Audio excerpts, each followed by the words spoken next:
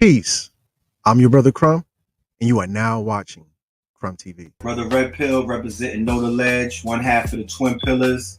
I am here rocking with CRUMB TV. You are watching CRUMB TV. You can find me on CRUMB TV. You can catch me on CRUMB TV. This is Chief Kalanago here at CRUMB TV. I am Joy Allen of the Memoirs of a Karmic Dynasty in the CRUMB TV studio. Honored to be on your program, brother. Peace. Peace. CRUMB TV. If you could, please repeat after me.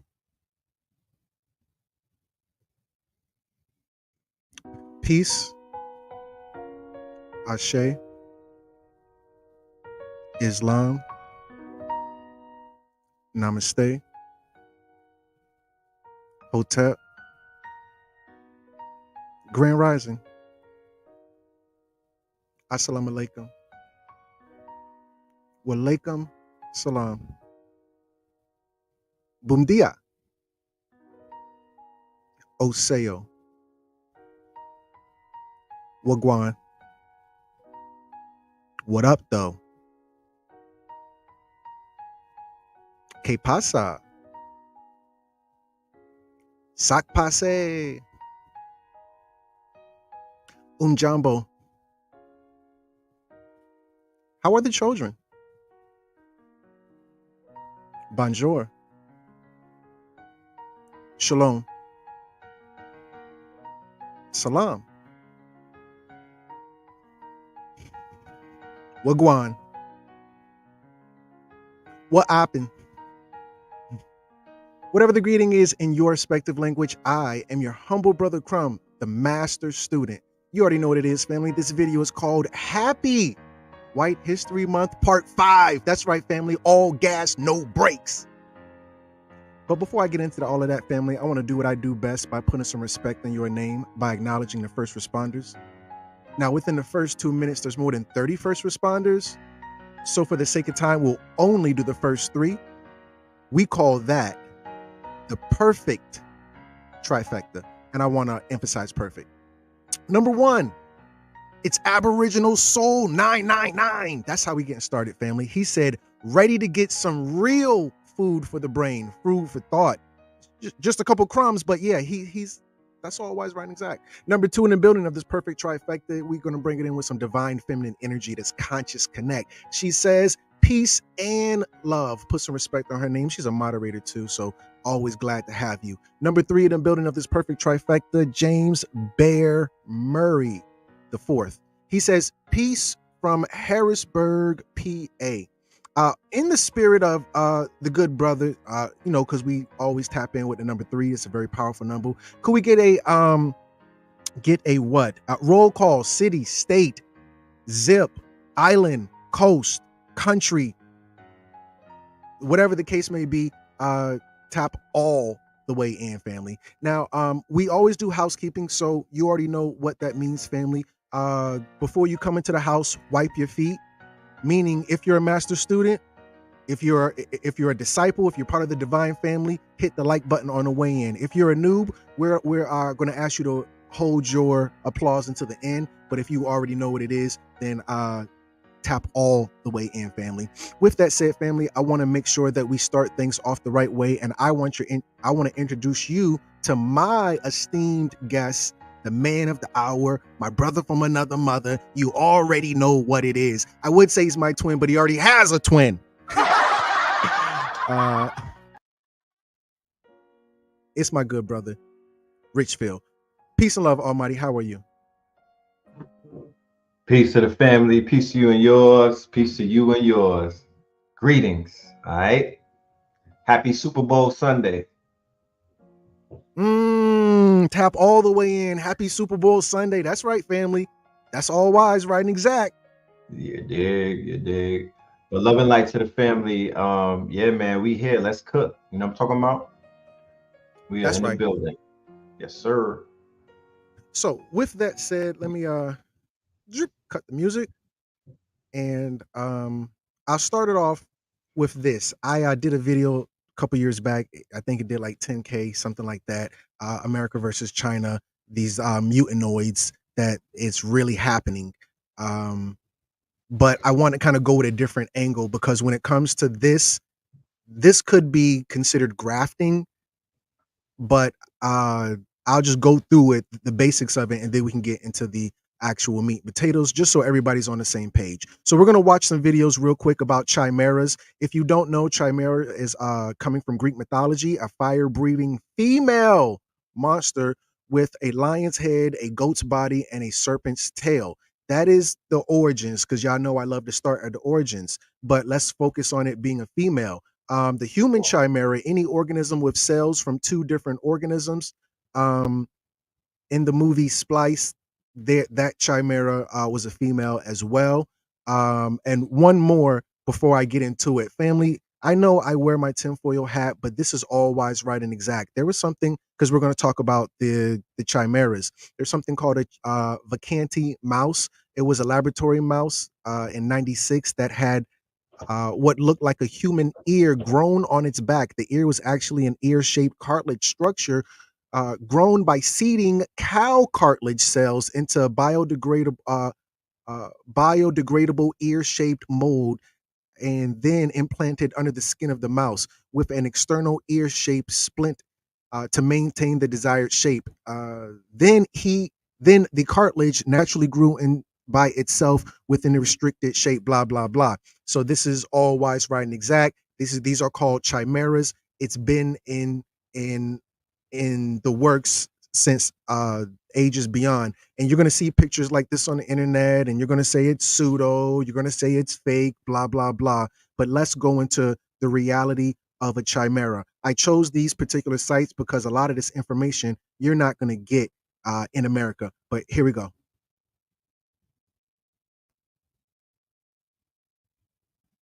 It's thinking. The ancient Greeks were brilliant at inventing fantastical animals, like the chimera, for instance, a fearsome fire-breathing monster with a lion's head, a goat's body, and a serpent's tail. In Greek mythology, the chimera was slain by Bellerophon, the son of Poseidon. But today, not all chimeras are mythological.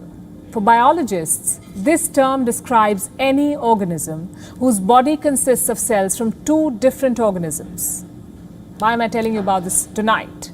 Because scientists in the United States recently tried creating the world's first human-monkey chimera. I'm going to repeat that so that it registers. American scientists injected human cells into the embryo of a monkey. What is wrong with people? And couldn't they have chosen a better time than a pandemic to do this? Fortunately, these efforts have also ignited a debate about scientific ethics. Are we pushing them too far? Here's a report on all you need to know. In simple terms, DNA is the code of life. It is that all-important molecule we inherit from our parents. It gives the chemical instructions that make our bodies and sustain them. What if the DNA is mixed?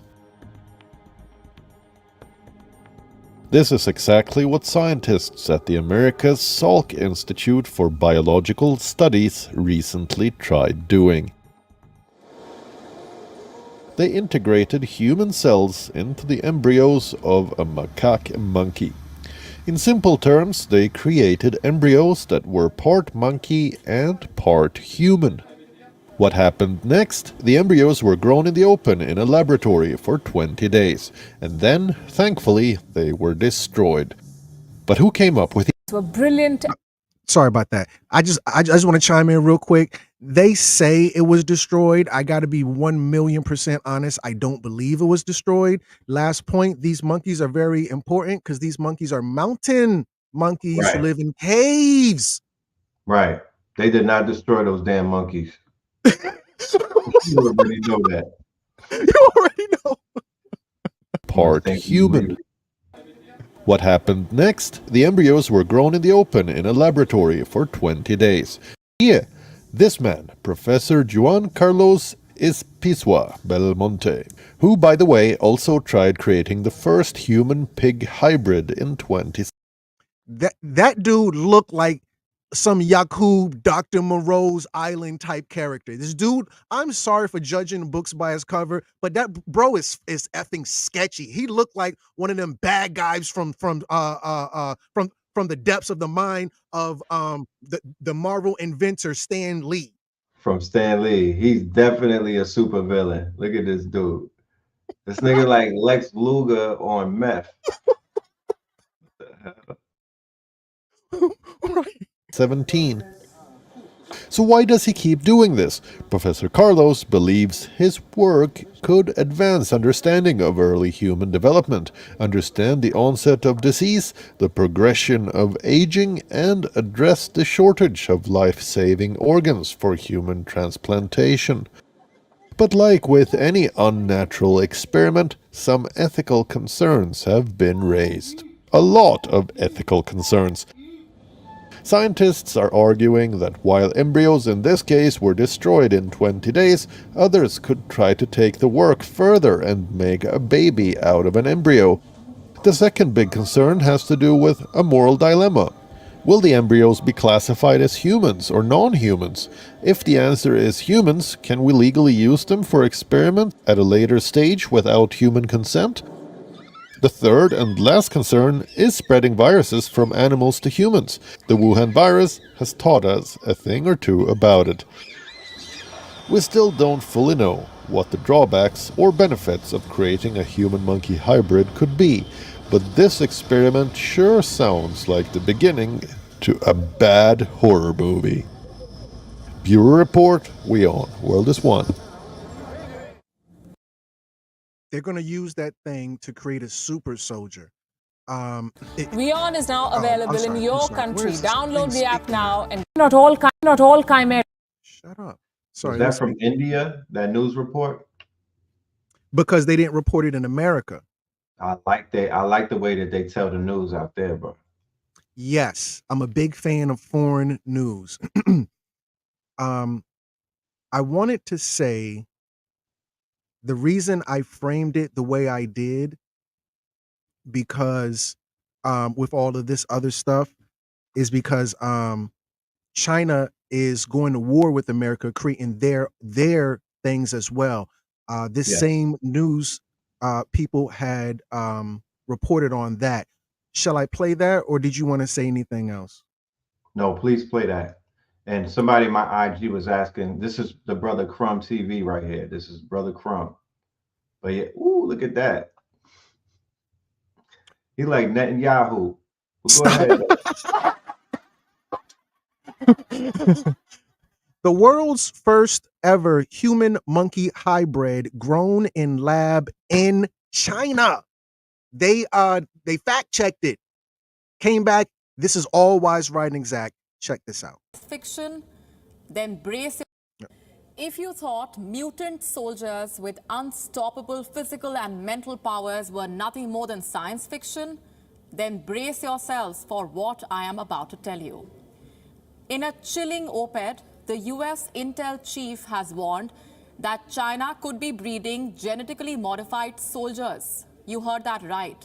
The Chinese regime could be creating mutant soldiers. This possibility has been raised by John Ratcliffe, a former Republican congressman and the director of national intelligence under the Trump administration.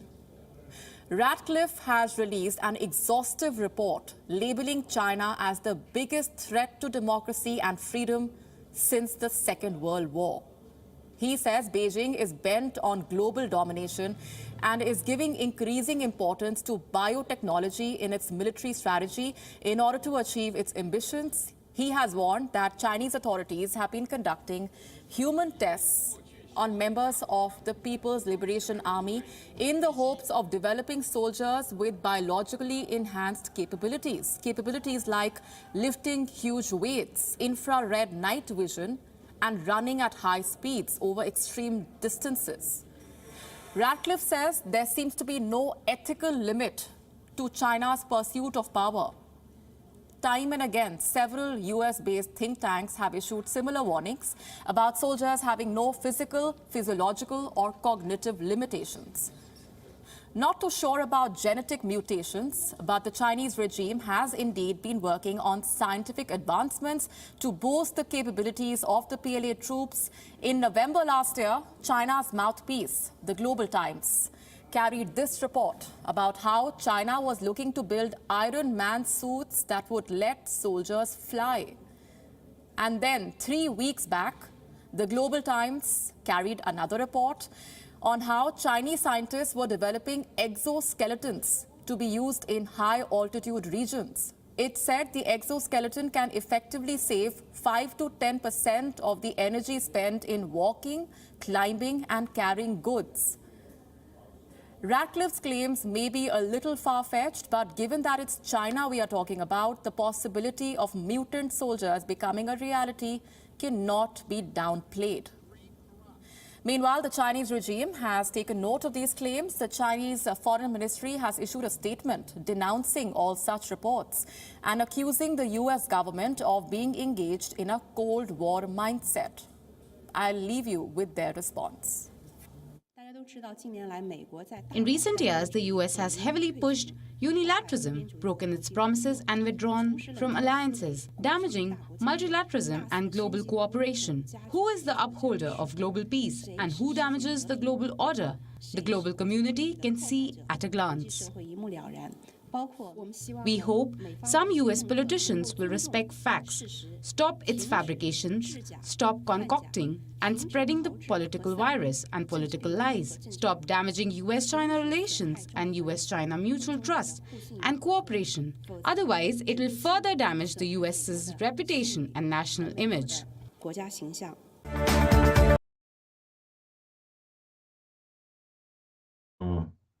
I believe it. Shit.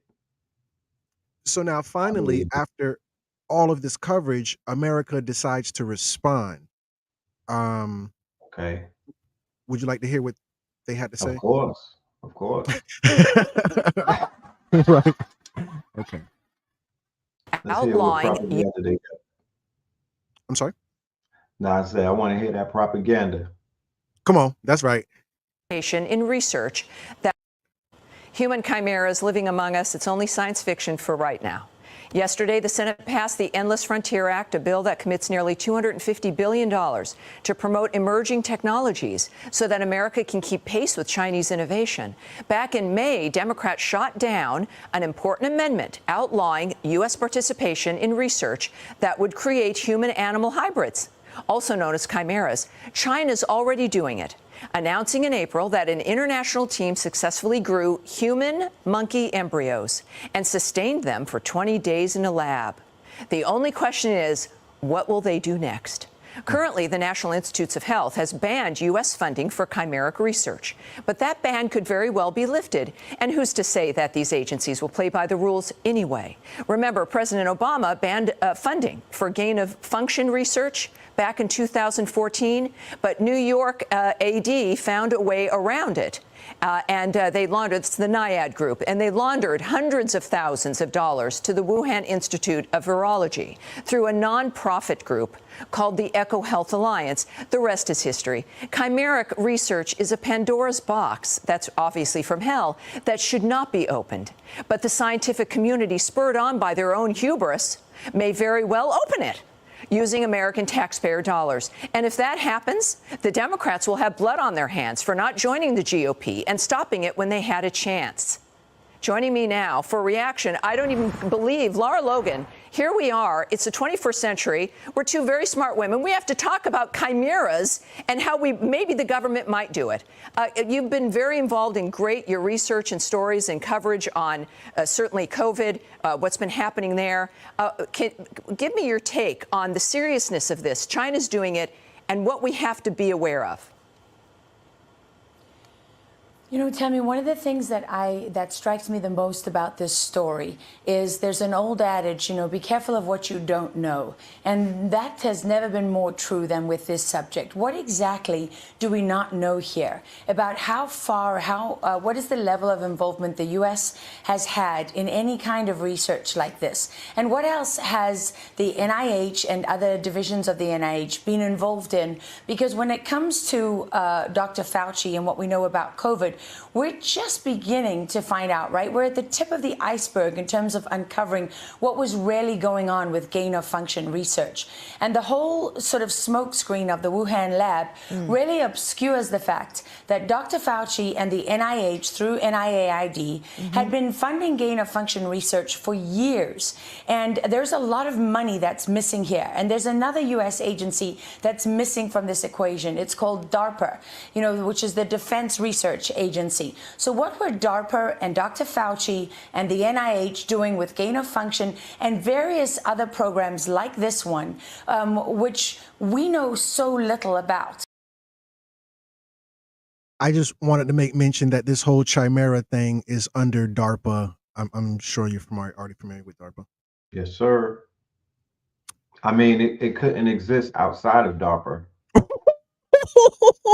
I'm just saying, it wouldn't be allowed to exist outside of DARPA within the borders of America. You know what I mean? They're not allowing that. So it has to be research. It has to be approved for Department of Defense, Exactly. Just watching the propaganda from Fox, though, reminded me why I despise these news stations. Not this woman right here, but the host. Oh, she's a horrible host. You can't even read the goddamn teleprompter correctly. She's just giving it away. She's showing you how fake it is. I like the lady from India a lot more. It's a great juxtaposition, because when you see how they're giving up the news outside of America, and then when you watch this is really state-sponsored propaganda. It's almost worse than what China and Russia is doing. MSNBC and Fox, horrible for the human mind. But please continue. Yes, sir. And this is really the moment now for a reckoning. This is time for the American people to start paying attention to these bills that pass through Congress, that get banned, that get unbanned, that get circumvented, and for us to start asking for real accountability. Because what we've seen is that the coronavirus, that spread all over the world and caused such panic and still causes such hysteria in so many quarters. Well, you just speak to someone like an oncologist who deals with bone marrow cancer. They'll tell you that they've been identifying hundreds of coronaviruses for years and years. And so this is one of many subjects that we know very, very little about.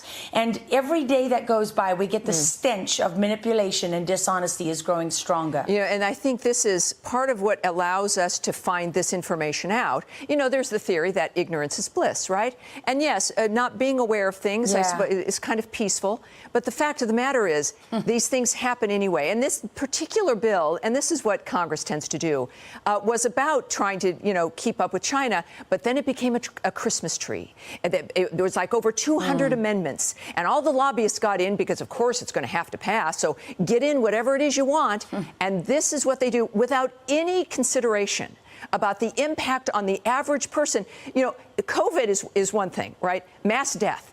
Here you're talking about changing the nature of life. And this is what, of course, is so shocking to me. We got just a couple of seconds left, but this is a real game changer. It is. And what's so interesting about... Real quick, just to show you the hypocrisy and their conversation, she talked about changing life. What do you think that quote unquote technology that they put in people's veins are doing? That's shifting DNA. Like, that's creating all kind of. They even said that people are now patented, and they're not even, their DNA was shifted, and they're not even considered to be human. So once again, like, people are catching on in the chat when they're reading, when they're listening. Said this is full propaganda, full on propaganda. Like this is some horrible shit right here. They're not even good at what they do. But please continue. Yes, sir. Also known as chimeras, trying to create life. We as human beings don't create life, and no amount of ingenuity and science is going to change that. And the things that we do, Laura, thank you so much. This is the kind of things that get you karmically, and we've got to stand up for ourselves and for everything that comes. So it was really interesting how she ended it on a note of playing God, changing life, creating, blah, blah, blah. And that we don't do that, even though the reality is we do. They made a movie about it, and I'm getting ahead of myself. I didn't want to show this particular slide or the Dr. Monroe thing. It's too early for that. Yeah, it's too early. Dag, it's too early for all of this monkey embryos. Yeah, I don't want to get into any of that right now. Brother, I was asking you, and just for the sake of the conversation, I wanted to ask you again for the family. Have you heard of Mr. Beast? The YouTuber? Yes, sir. I'm aware of Mr. Beast. Yes, yes. My son put me on to him years ago. Right. He's more for the younger crowd, happy-go-lucky, light content, wholesome, blah blah blah. The Andrew Tate, Mr. Beast, like there's Joe Rogan. You know what I mean? It's almost like they all have this. They're part of an ecosystem. But yeah, I'm familiar with him. I'm at war right now with a jeweler it's a jeweler out of New York. I think it's called Trax, New York City. So we having a little Instagram Twitter war, and because this guy's always posting videos about jewelry making, diamonds, gold. He's a Jew and whatnot. He's real arrogant. So I was like, I hit the comments up and was like, look, I can't wait till y'all stop exploiting Africa and taking, you know what I mean? Like you running around with your Jacob the Jeweler shit, and we not falling for that no more. We know who y'all are, and we know what y'all done did over there in Africa and everywhere else, Brazil, everywhere where you are robbing the earth and pillaging it. We know who you are. We ain't going for that no more. We want our shit back. Stop trying to sell us some damn overpriced stolen goods. So we going, I'm going back and forth with him and his followers. Then somebody said, well, you saying all of this, but what about Mr. Beast? He just built a well in Africa for the Africans. And I'm like, what Mr. Beast is doing is what them goddamn missionaries was doing, and what those NGOs, it's simply YouTube NGO shit. Like, what are you talking about? Damn, people are acting like that's some type of honorable thing that this man went and brought. He got funded by somebody to go and do that. That's just a goddamn publicity stunt. Don't talk about that. Don't try to make it seem as this Mr. His name is Mr. Beast, by the way. FYI. Yeah, it's an interesting name. He's a beast, part of the beast. But anyway, what's good with him though? What did he do? So yeah, now Mr. Beast, who we know is allegedly wholesome, lighthearted, easy to digest content, does a video called Yakub May Be Your Father. And he takes it down very soon after he puts it up. Mr. Beast doesn't deal. Now, you and me making this type of content, sure. Mr. Beast, not so much. So he takes it down, but because he's so big, one of his minions, underlings, they repost it. And to be honest with you, respectfully, I do believe they did a very good job. And this more so goes into the topic of the hour. Excuse me. And I wanted to kind of just play the video, but set it up for you because we are talking about Chimera, but more so White History Month, which I want to wish all of the family a happy White History Month. Shall we watch this video, brother? Just unmute that good mic. Yes, we shall. Happy White History to all. Right. Or Yakub. Witnessing. You may. And real quick, family, obviously, for those who are not initiated, for the uninitiated, Mr. Beast got all, you know how much all is? He got all of his information from the Honorable Elijah Muhammad and the Nation of Islam, and he just added a little more to it. But yes. Let's check this out. You may recognize this man. His name is Yakub, or Yakub, or Yakub, or Yakub, or Yakub. He lived 6,600 years ago. And if you are white, he is your father. Mm. Not only that, you're also Greek, but we'll get to that. Yaqub, as we know him, first appeared in the writings of Wallace Fard Muhammad, the founder of the Nation of Islam, simplified as the NOI, or NOI, which is an offshoot of mainstream Islam with a focus on black nationalism, and was expanded upon by his successor Elijah Muhammad, most specifically in his chapter Making of Devil in his 1965 book Message to the Black Man in America, which outlines the role of Yaqub in making the white devil race. To get the full picture of Yaqub, I would like to share his life story with you. Although the following story is not the same as the original story outlined by the Noi, as it expands upon a few extra plot elements such as the nature of Yaqub's origin. This is the most complete story of Yaqub I can find, and it is my personal favorite iteration. The story of Yaqub begins with aliens and the Hollow Earth. Thousands of years ago, many alien groups came to Earth after leaving their planet. My apologies, brother. I wanted to put this out there. For the listening audience, I myself personally am not a flat earther. I do subscribe to the hollow earth thing. I suspect one. Okay. So let's continue on. It's hard to listen to it when he's calling it NOI Noi. Right. I digress. Not much is known about their original planet. We only know that it was destroyed by evil, forcing the aliens to flee. These aliens took up residency within the Hollow Earth, also known as Agartha, as humans were already living on the surface at this time. These surface humans all belonged to the Ebenoid tribe, and white people did not exist. This was around or before 4600 BC. The alien visitors were able to live in the center of the Earth because there is an inner sun, and from this Hollow Earth they were able to establish great civilizations. The most prominent alien group living within the Hollow Earth were known as the Shiuk. The Shiuk are dark-skinned, large-headed humanoids. Inside these large heads, the Shiuk have oversized and extremely dense brains, making them far more intelligent than your average human. The Shiuk did occasionally interact with the surface humans, and were seen by humans as mystics, prophets, and sages due to their immense knowledge and odd appearance. The Shiuk had a leader named King Fukor, who had a daughter, Princess Rehia. He also had two brothers, Amo and Yushak. Yushak had a bitter jealousy of his brother King Fukor. His other brother Amo loved and married a woman from the surface, and due to this was exiled to the surface, which is a serious punishment, as remaining in the Hollow Earth allows the Shiuk to remain practically immortal, whereas banishment to the surface will result in an eventual death from aging, as all humans eventually face. The Shiuk are not the only alien race in the Hollow Earth, however, as there is another alien people within the Hollow Earth known as the Sinine. The Sinine, like the Shiuk, are humanoids with large heads. However, their heads are coned. The Sinine are led by one king Lamsa, who has a daughter named Princess Lucina. He also has a son named Prince Atif.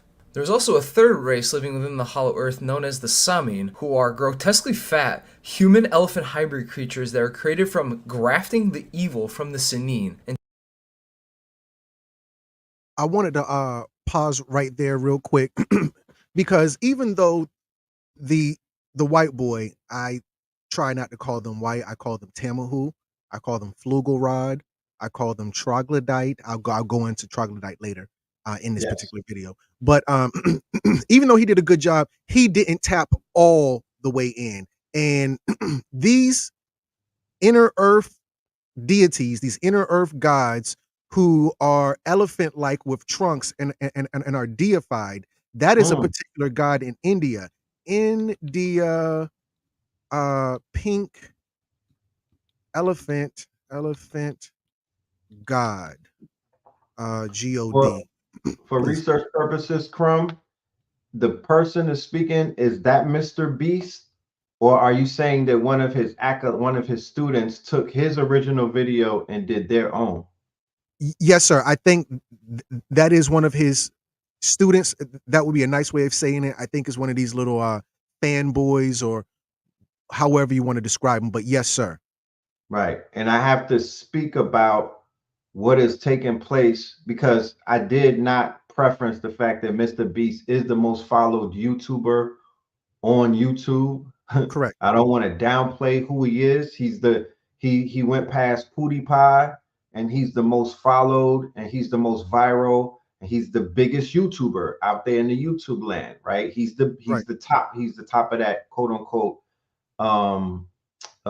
food chain. So for him to begin to go, because I'm assuming that he's going into it as satire because he couldn't break it down and be 100% real about it. So the way that they teach and the way that they disseminate information is that they're turning into satire. They're turning into something like, you know, we're going to laugh at it. However,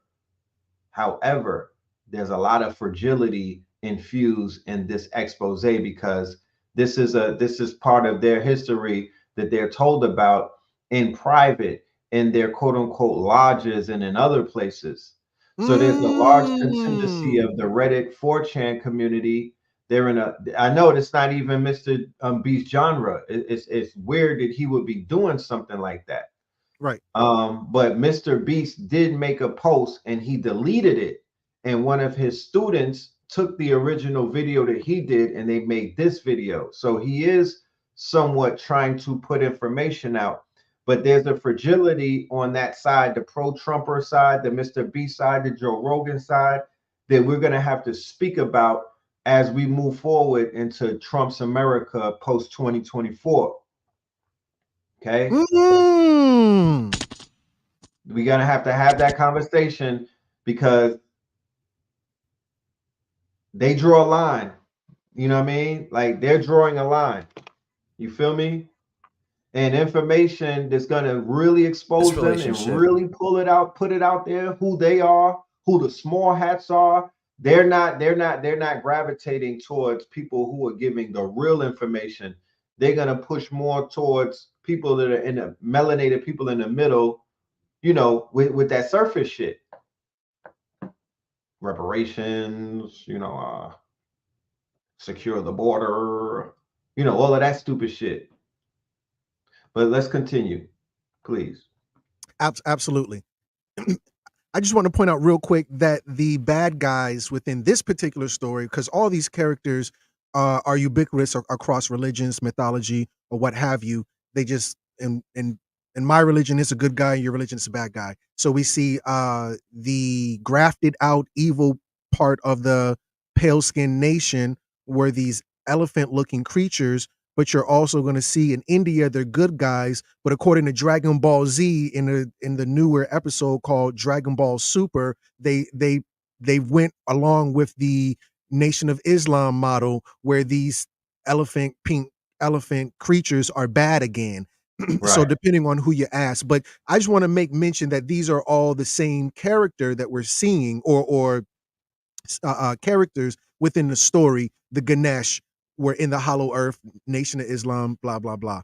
I'm ready. I'm sorry. The Sanim people are responsible for quelling and policing the Samin, as they are very... Is there a distinction between the blue Ganesh and the pink Ganesh? Is there a distinction between the colors? I'm curious. I'm not sure. Okay. Wow. Okay. You know what? I was seeing pink, blue, and I wasn't like, why am I seeing blue? Right. It was scattered in, but once I typed it in, like, okay, you all the way tapped in. Right. So I believe that there's a distinction between the blue Ganesh and what we see as the pink Ganesh. But yeah, let's move forward with that. Absolutely. Let me just put this out there. When you're dealing with the Hindu holy books, blah, blah, blah, a lot of that stuff is really galactic, outer space-ish. If you think any of these, I would say the Indian Hindu mythologies, or you know, the Vedas or whatever the case may be, all of it is really based on outer space. So when Richfield showed me this, it really made me think of the different alien races amongst the Galactic Confederation, like we saw in the movie Men in Black. Okay, here we go. Violent species. One day, the Samin attacked and raided Shiok villages, stealing resources and food. Upon hearing this, King Fukor sent a telepathic message to King Lamsa, telling him that the Sanim were lacking on... Just to put this out there, this is where, you know, Richfield was telling y'all, you know, the parody part of it, you know, they're telling a story, they're making light of, yeah, he called them using some phone posits. I get it. I get it. Ha ha, funny. Let's continue. That shit funny. Yeah, that was pretty silly.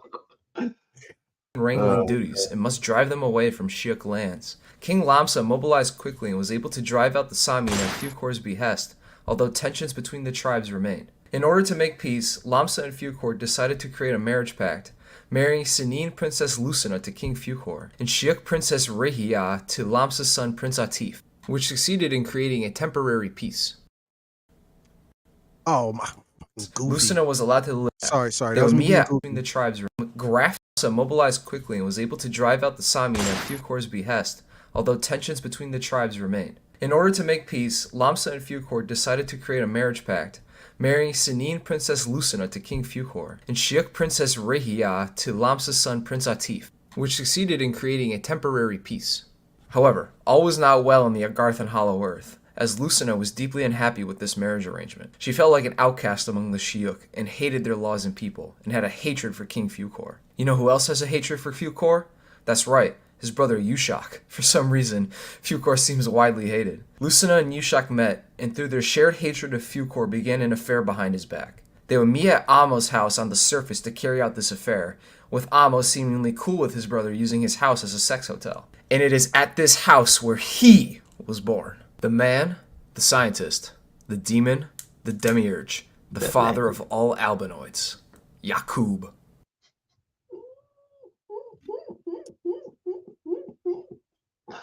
You gotta laugh, bro. You gotta laugh. It just, I'm like, why did the Nuwabians never do it like that? You know what I'm talking about? You gotta laugh. But it's truth in all comedy. It's truth in all satire. They're really examining their history. They're trying to find themselves. Yeah, trying to find themselves. But please, let's continue. This is interesting. Absolutely. Yakub was no ordinary child, even for a Shiok or a Senin, as his head was twice the size of a human's head. Yakub also had 2 brains, doubling his already massive Shiok brain capacity. Yakub himself would not live within the Hollow Earth, as his parents' affair was a great violation of Shiok and Senin laws and customs, forcing the new family to remain on the surface. So Yakub spent his early years living in his uncle Amos' house near modern-day Mecca, Saudi Arabia. Fukor, however, soon found out about this affair, and sent his troops to the surface to find the family, and had Yushak arrested and put to death for his actions. Lucina was allowed to live due to her now having a child to care for, but was barred from ever returning to the Hollow Earth. Overwhelmed by these punishments, her new child, and the death of her lover, Lucina committed suicide, leaving Yakub as an orphan in the care of his uncle Amo. Yakub's life is already horrifically tragic, witnessing death and sorrow over things he has no control over, abandoned by his people and scorned by those on the surface. This is where the seeds of crackerdom are first sown. Yakub, traumatized by the death of his parents, develops a deep resentment of the Shiok people, and eventually begins to hate all peoples with dark complexions like the Shiok, seeing them all as responsible for his parents' deaths. Yakub begins school at the age of 4, and at school Yakub starts getting bullied for the immense size of his head and his huge ego, hurting his self-esteem and making him hate the Ebenoid peoples even more, and deepening his desire for revenge. At age 6, Yakub, while playing with magnets and observing the laws of attraction and repulsion, gets the idea to create a tribe of people that would exist as the antithesis to the Ebenoid surface humans. I wanted to pause right there real quick and interject that what we're seeing in this story obviously comes from the Nation of Islam, but there was a movie done about this, and it ties in with what Red was saying. A 2010. I didn't want to do it like that. The movie Megamind was, from what I can see, is the story of Yakub. And if you could, Rich, let me know what you think about my little synopsis. Yes. Megamind, a 2010 science fiction cartoon starring Will Ferrell, is a movie based on the ancient story of Yakub, the big head scientist. I came from what you might call a broken home. Knowing that they could not return to the inner earth because their affair had now produced a child, Yushak and Princess Lucina decided to live and raise the baby Yakub for 5 years. Yushak was put to death. Princess Lucina kills herself by committing suicide. So now he's an orphan. 5-year-old child Yakub, now an orphan. I was 8 days old and still living with my parents. Clearly, it was time to move on. Yaqub starts school at the age of 4, and is teased and mocked about the size of his head by the surface-dwelling human children. No matter how hard I tried, I was always the odd man out, the last one picked. The screw-up, the black sheep. And it was at that moment Then it hit me. the boy Yaqub first came into the knowledge of just who he was. If I was the bad boy, then I was going to be the baddest boy of them all. Born to make trouble, break peace. I'm sorry. No, I'm saying, you want, you want it. I'm seeing it. You splicing that shit correctly. Kill and destroy. I was destined to be a supervillain. So, what we're seeing is,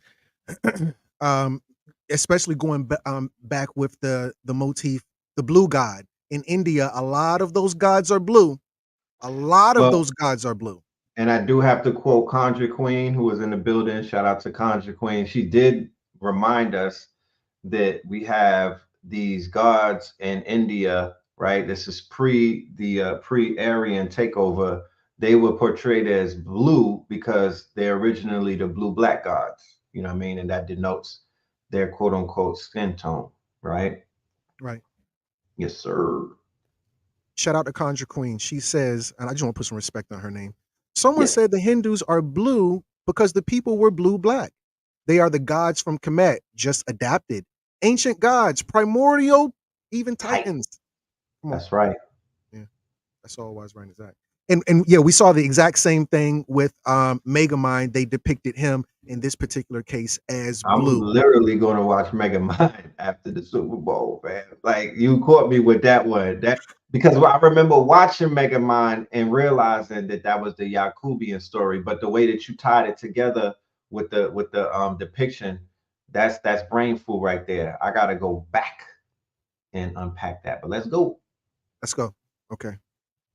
A tribe who would be cruel, deceptive, remorseless, and be lacking divinity, being a magnetic opposite of the Ebonoi peoples who are divine. Oh, I wanted to say this to the listening audience, family. Here, let me say this. I asked Richfield, what should we do? And I started talking about Yaqub, and I was thinking I was going to tell him something he didn't know. But the reality was he already knew about it. And I'm talking to the audience right now, respectfully. Right. This guy already knew about it. So he starts saying stuff that I wanted to tell him to kind of wow him. And he goes into the story of Jacob in the Bible. And that was where, he beat me to the punch in so many words. So, and I also want to add this too, moving forward for everybody in the audience, especially the teachers that are amongst us. This is the new rule moving forward. You got to have some of your white students do what this guy just did. Them narrating the information, it hit differently. I got white people, Europeans, I'm sorry, who I do consultations for, and they be like, how can I pay you back, brother Richfield? And I say, well, I'm gonna give you a phone call one day. Don't worry about it. I'm gonna activate that favor because I might do a skit where I need a European as the, you know what I mean? You might have to be the person who I use. We're gonna have to work through them. But let's continue. Because they're willing to be worked. Right. Yeah. So in the story of Yaqub, going back to what Rich was saying about old boy living, about Yaqub being Jacob in the Bible. If you go look at Jacob in the Bible, Ish goes south with, now this is Yaqub. We know at the end of this, they're going to talk about technology, blah, blah, blah. Well, in the Bible, that Jacob, that Yaqub, he has a brother. He plays a trick on his brother. Then he plays a trick on his daddy. And then all Ish starts to go wrong and he has to leave. And he goes to live with his uncle. And that's the same thing in this particular story where he has to go live with his uncle on the earth. But I just want to point that out. We can continue. Like the Shiok, seeing them all as responsive, remorseless, and be lacking divinity, being a magnetic opposite of the Ebenoid peoples who were divine, kind, and empathetic. Yakub, floored by this idea, told his uncle, "Uncle, when I get to be an old man, I am going to make a people who shall rule you." Yakub in this moment understood his life's terrible purpose, to make trouble, spread death and destruction, and be the enemy of all Ebenoid people, a vile demiurge to all those who walk the earth, with an army of demons at his back. In order to accomplish this, Yakub understood that he must become a master of genetics, biology, and science. Fortunately for Yakub, his double brains made him a child prodigy, and he was outperforming all the surface humans in school. By age 18, Yakub had completed all colleges and universities of his nation. While at these colleges, Yakub was mockingly referred to as the big-headed scientist. You can probably figure out why. While in college, Yakub developed and began preaching a new religion he created, simply known as tricknology. He also wrote a holy book of tricknology, called Tricknology 120 Degrees.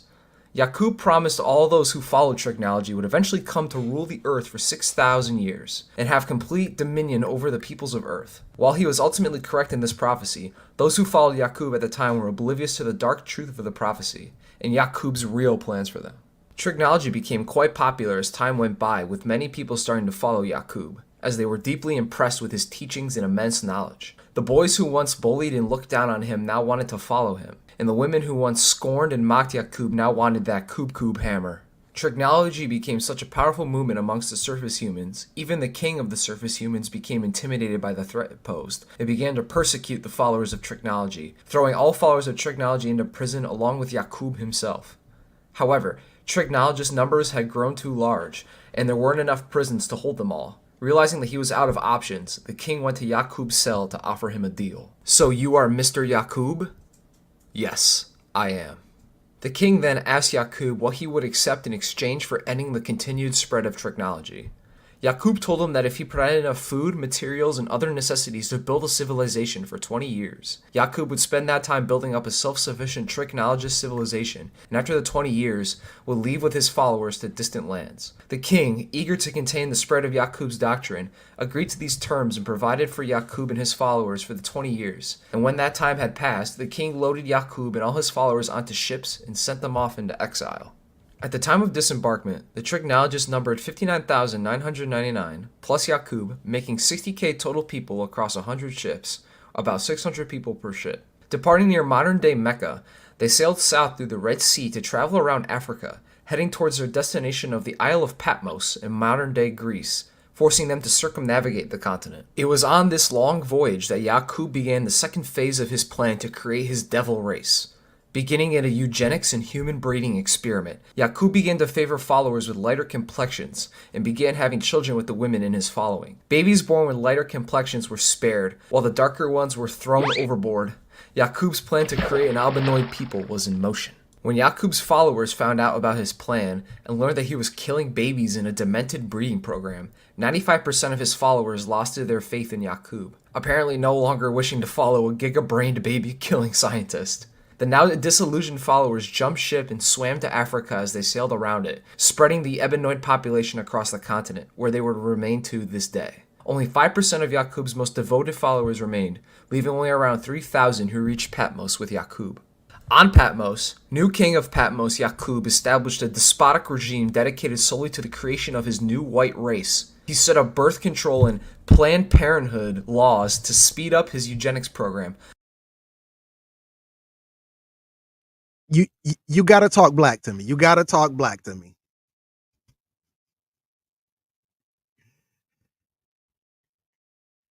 I'm telling you, comedy is a fucking therapy, bro. This shit is golden. This is golden. I'm about to go make me some white friends. Please continue though. Okay, cool. And real quick, I just wanted to mention this because there was a tamahu up here, a flugerod, a troglodyte up here in the comments, and we get once a quarter, I would say, and they were saying something to the effect of this can't be real. Well, I wanted to remind the family that the breeding program didn't start in Nazi Germany. Nazi Germany with the whole Hitler thing was inspired by Margaret Sanger over here in America. They was reading from the playbooks over here. And I mean, there's so much to talk about when it comes to that. But you know, we on Liar Cohen's platform, so we have to tread lightly over here. You know what I mean? Because the algorithms are like the sentinels in the Matrix. Remember the sentinels that was looking for Neo and them? That's the algorithm. We are in the Matrix, literally. I mean, we got on this through our phone, right? Right. So the sentinels from the Matrix is the algorithm. And when they hear you say something, them niggas start coming down and they come into Zion. So I really want to talk heavy about these other people because when it comes to this Jacob thing, when it comes to this Yakub, this Jacob thing, oh man, it's gonna explain everything that's going on in the world right now. Right. But we can't necessarily, we could go in, but we could go. That's why this way of giving up the information through satire by utilizing a whole nother voice as the voiceover, right?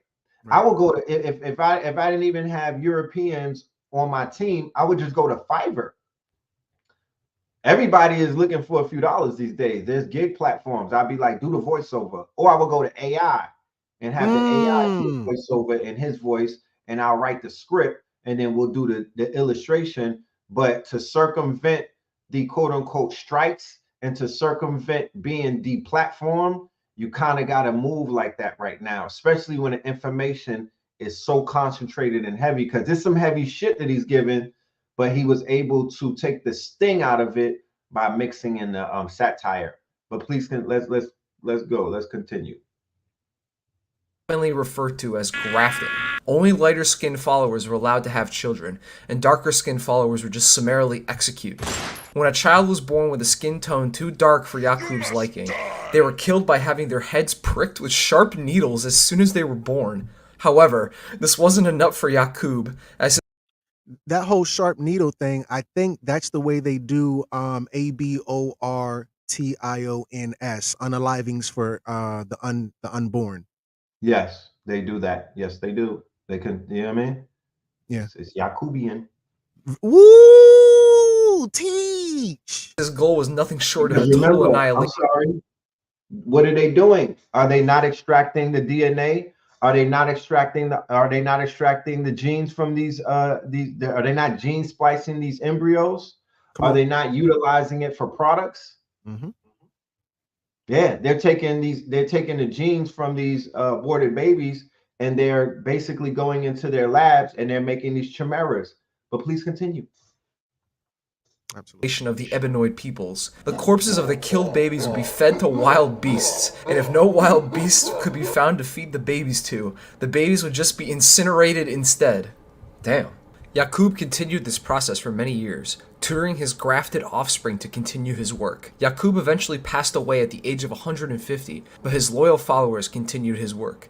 After 200 years, the followers of Yakub on Patmos had evolved into a red-skinned people known as the Rubidoid tribe. After another 200 years, the Rubidoid tribe had again evolved, this time into a yellow-skinned people known as the Citrinoid tribe. Finally, another 200 years later, the people... I'm sorry. Esau was the red man, right? Ooh! He was reddish, right? Right. He's a red man. Esau. Okay. So Esau, Jacob, but let's continue. By his successor with sharp needles as grafted. The Rubidoid returned to the city of Yakub's, causing chaos and war. Returned to apparently wicked. Another 200 years later, the people of Yakub continued this process for many years, tutoring his grafted offspring to continue his work. Yakub eventually passed away at the age of 150, but his loyal followers continued his work. After 200 years, the followers of Yakub on Patmos had evolved into a red-skinned people known as the Rubidoid tribe. After another 200 years, the Rubidoid tribe had again evolved, this time into a yellow-skinned people known as the Citrinoid tribe. Finally, another 200 years later, the people on Patmos had evolved into Yakub's desired people, the Albinoid tribe. This is where we get into the word Tamahu. So, a lot of times you'll hear me use the word Tamahu in lieu of saying things like white people or, things like that. And This is scholastically all wise, right, and exact. The word comes from ancient Egypt per the Medu Neter by way of Jean Champollion. He was the guy that used the Rosetta Stone to decode the I don't know if it was Coptic or Demotic or whatever the case may be, but he decoded Medu Neter using the Rosetta Stone. The first word that he translated was the word Cleopatra.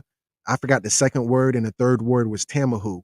Jean Champollion wrote a letter back, because he's from France, Paris, wrote a letter back to his brother saying how, oh, I think this is part of the letter.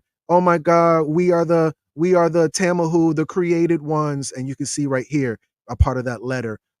Hue, well, I'm sorry, I don't know if this is part of the letter or not. Hue is white, light ivory. The Tamahu are the created people. And this, some people would say Egypt, whatever the case may be, but Yes. they went back after they came from the Yakubian experiment, and that's when they caused the chaos. So when I say things like Tamahu, it means created people per Jean Champollion, the guy who translated the Medu Neter. Just want to throw that in there, unless there's anything you want to say. Albinoids were inherently I did want carried the to evilness. quickly just add on, and I'm seeing it coming from the chat, and I was also going to mention the Black Jacobins out of France, right? Or the Black Jacobins, the Jacob Party, the Jacobin Club. But yeah, let's go. Okay, absolutely. Their father Yakub had held his entire life. The Albinoids, now fully ready and imbued with the power of technology, returned to the city where Yakub and his original 59,999 followers had left 600 years ago. In only 6 months, they began causing chaos and war amongst the Ebenoid people. This was around 6000 BC. The king of the Ebenoids knew that these people were of Yakub's creation. It is unclear. I was going to throw this out there really quickly because the number 6 is a reoccurring motif in here. In addition to that, Yakub lived to be 150, which from 5 and 1 is 6. We're going to see they went there and caused chaos in 6 months. This process took 6,666 years, so on and so forth. It's just a reoccurring motif. Real quick, and also we have to really dive into the Jacobins in France. They have the Corsican Jacobins, and that's who Napoleon joined, right? So when you talk about the bourgeoisie or the elites that got basically the Jacobins killed the goddamn king in France. But when you do your Moorish history, who were these quote unquote aristocracy that they removed? Who was the elite? Who were these kings that they were killing in France? Right? Right. What was this revolution of the Jacobin tribe? Who were they disposing of? That's what I would say people will have to do their research on. They were knocking off melanated people and turning that shit into what you see now.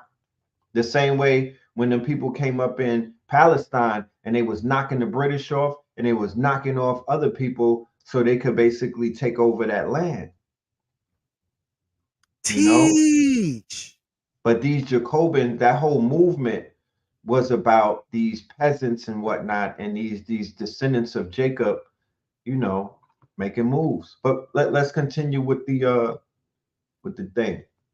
This was the same king who sent away Yakub, which would make him well over around 6000 BC. The king of the Ebenoids knew that these people were of Yakub's creation. It is unclear if this was the same king who sent away Yakub, which would make him well over 600 years old.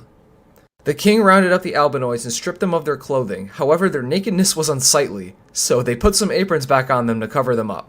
The king's armies then marched the Albinoids across the scorching deserts of the Middle East and into the Caucasus Mountains of southeastern Europe. I just want to pause right there. This is a part of what a lot of people would call an initiation. To be a Mason, it is said you have to cross the burning sands. And they made these people cross the burning sands, please. Right. Right. And also Hebrew means he who crossed the water, right? Right. Yeah. So like you said, the Masonic ritual about crossing the sands, that's the Yaqub ritual rites of passage. But yeah, let's please continue. Going in, brother. You going in.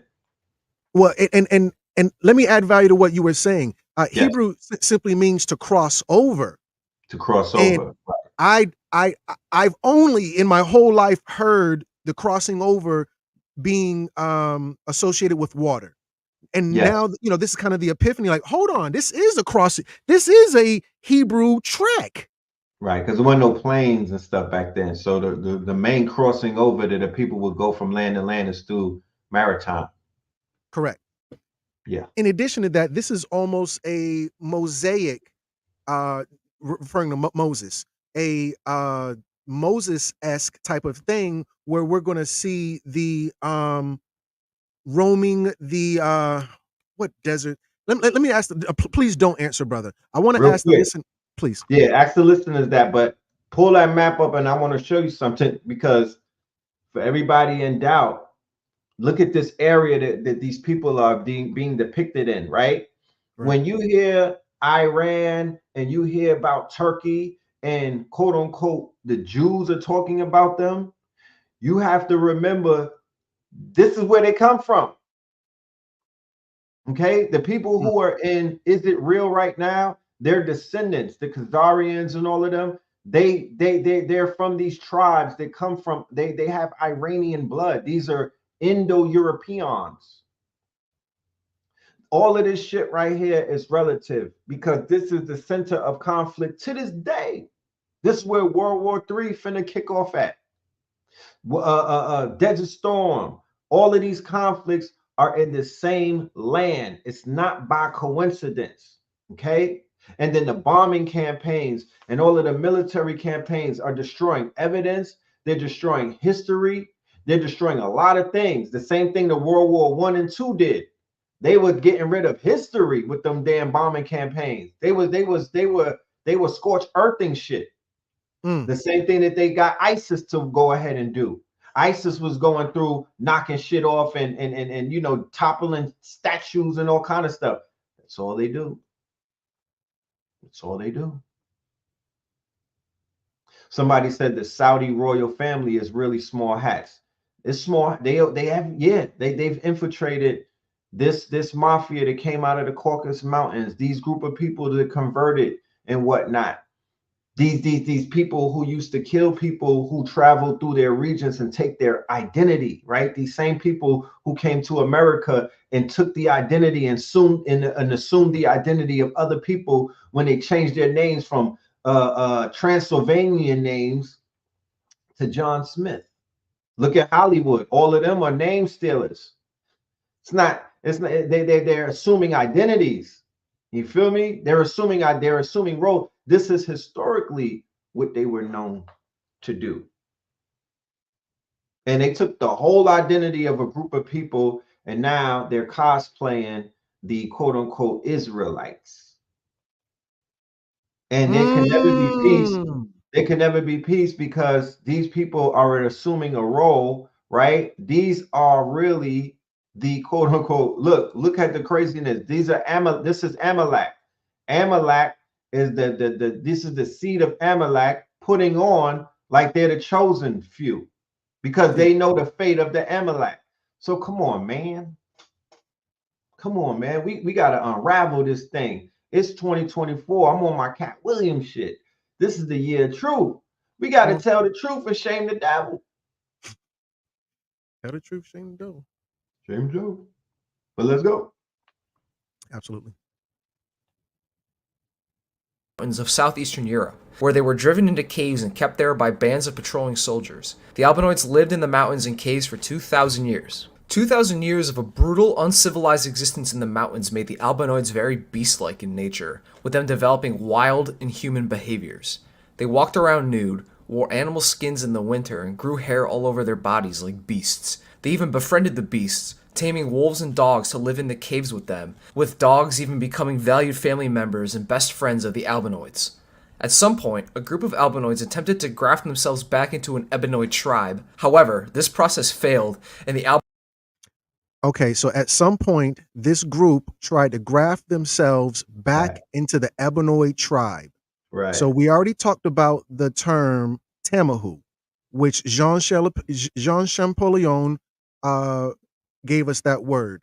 The second word of today is troglodyte. I'm gonna Troglodyte. Shout out pull to that. Taj Tariq Bey, who taught me that.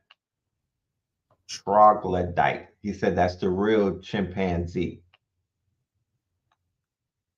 Niger. Yeah, that's where nigger comes from. The troglodyte nigger, Niger. So the troglodyte was a creation of the wisest and most human of the people in the caves. Not everybody regressed. Some of them were very smart, and of the smart ones, they attempted to graft. That Caesar in Planet of Apes. I'm sorry to cut your wisdom. That Caesar from Planet of Apes. He's the depiction of the troglodyte. He gained consciousness. He's like the AGI of apes.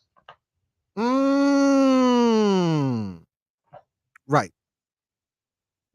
So now we're going to see this.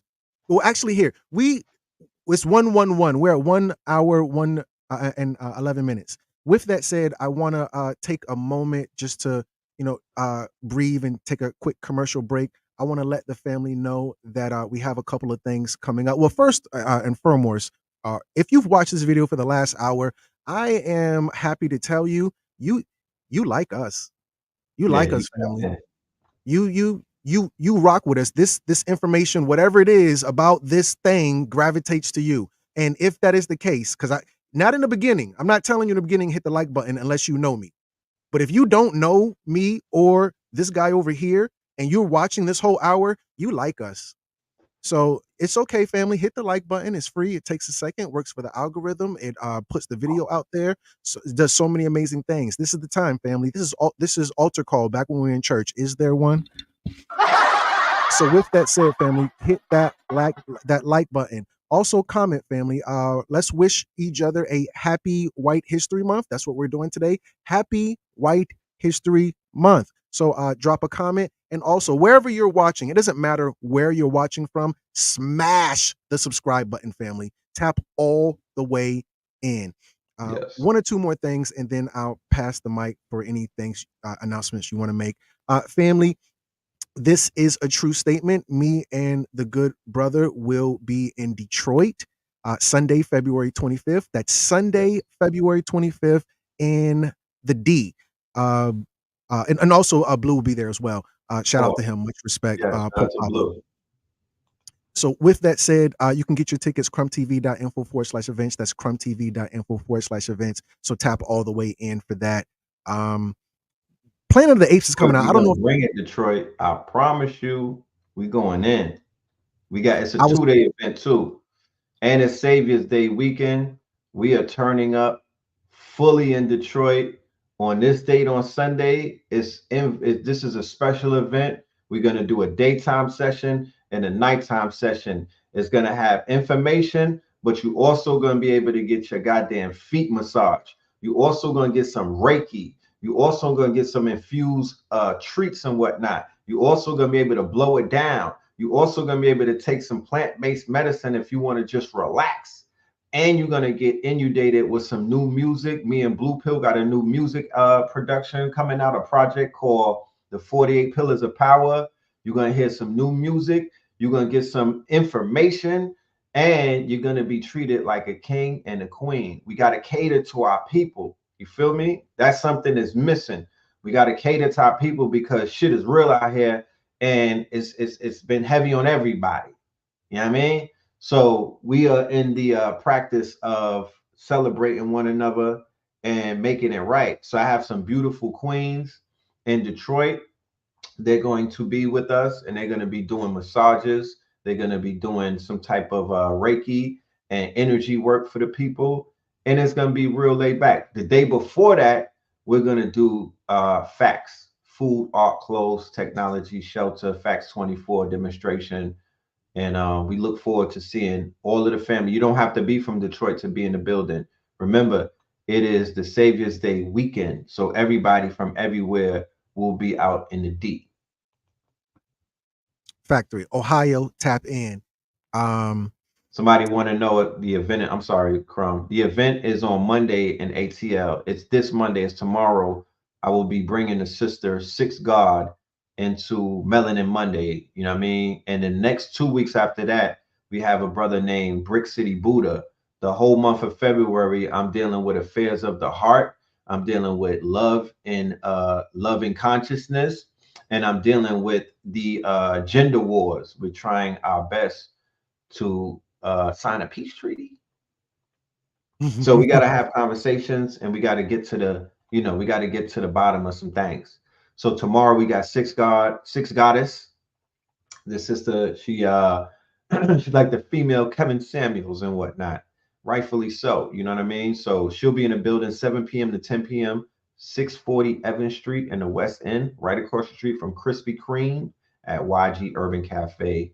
Melanin Monday live, red and blue in the building. You're gonna have food, you're gonna have music, you'll have consciousness, and it's gonna be lit. But please continue. Absolutely. One more thing, and then we'll get right back into it. I'm a little bit excited about this. So yeah, we're gonna do not me or Red, but our respective brothers. The gold pill on religion. You're gonna finally see the MOI and the blue pillar. You join forces. That's going to be Tuesday, February 27th, 4 p.m. Eastern Standard Time, live on Zoom. Tap all the way in. I will be in the audience for this one. I can't wait to see what comes of that. So shout out to them brothers. Shout out to them. They're gonna go in. Yeah, they're gonna go in. Real quick, bro. I got a little bit of research that I wanted to share dealing with Jacob and whatnot, so we could put some context into what it is that we're building on. Somebody says Six the Goddess. Yes, Six the Goddess. That's what we're talking about. Yes, she'll be in the building as my special guest tomorrow. And I want y'all to join us. Okay. So for my Bible, this is Sunday, right? Does this feel like Sunday school to everybody in the building? Hey, man, if this feels like the fish fry coming from the basement. I can smell the fish fry. I can smell the chicken cooking and the fish. This shit feel like we in Ebenezer Baptist Church, baby. You know what I'm talking about? If this does feel like a good Sunday sermon, can y'all press amen? But not amen, amen, right? Amen, right? Because imagine inside of super churches or mega churches, they was giving lessons for 2 hours like this with their gaiters on and they $5,000 suits and whatnot. Imagine if they was walking that stage giving it up like this. Have you ever been swallowed?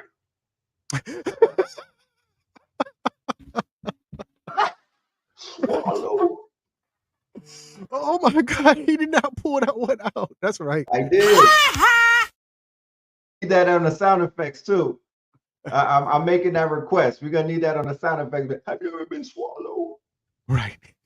But imagine how far our grandmothers and mothers and uncles and grandpapas and aunties and all of them, imagine how far we would be if we was just getting factual information instead of conjecture. Right. It would empower us. So I'm gonna share some things about the Bible real quick for all of my Bible thumpers in the building and whatnot. We are here to expound upon your research and what you already know, right? We just making sense of it. Okay, we just making sense of it, right? So when we hear about Yaqub and whatnot, and we go into these stories and people don't make the connection, let me make the connection for you so we know that nothing is separate. It's all the same. They just changing vowels.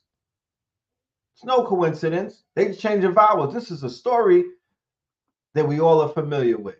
According to the Hebrew Bible, the Old Testament, Jacob was the younger twin brother of Esau, who was the ancestor of Edom and the Edomites. The two are representatives of two different grades of social order Jacob being a pastoralist and Esau a nomadic hunter, right? Right. What religion is the God of Jacob? He was one of the founding fathers of Judaism, which is why God is sometimes called the God of Jacob. This name reinforces the traditional ties between the Israelites and their God. Why is Jacob referred to as Israel in the Bible? So Jacob is Israel in the Bible. He demonstrated that he was willing to let God prevail in his life. In response, God changed Jacob's name to Israel, meaning let God prevail. God then promised Israel that all the blessings that had been pronounced upon Abraham's head will also be his. How many sons did Jacob have Judaism? 12 sons. That's your 12 tribes. The latter third of the book of Genesis relaxes the complex and volatile relationship of the patriarch Jacob, his 4 wives, and their 13 children, 12 sons, 1 daughter. Who is Jacob to Judaism? Jacob, Hebrew patriarch, who is the grandson of Abraham, the son of Isaac and Rebekah, and the traditional ancestor of the people of Israel. Okay, so once real quick, let me switch to this because we learn about this, but let's learn about this because that's one thing. But this is important because this is what they are throwing around in this conflict and whatnot. And you're hearing about this name and you might not understand what you're hearing and you might not realize why this thing is going to turn into what it's going to turn into, because not only is it biblically ordained for it to happen, but everybody in that region is in on the quote unquote, they in on the whole thing.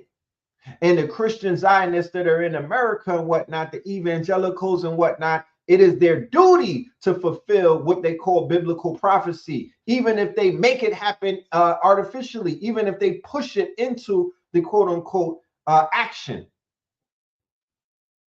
Even if they do that. But that is exactly what's taking place in front of your very own eyes. So Israel, Hamath, in the spirit of Amalek. Who was Amalek? Why do they keep evoking Amalek? What is so important about Amalek in this whole thing, right? So keep in mind, this is from Jeru. This is propaganda. So what I'm reading, I didn't write it, right? But it's giving some insight.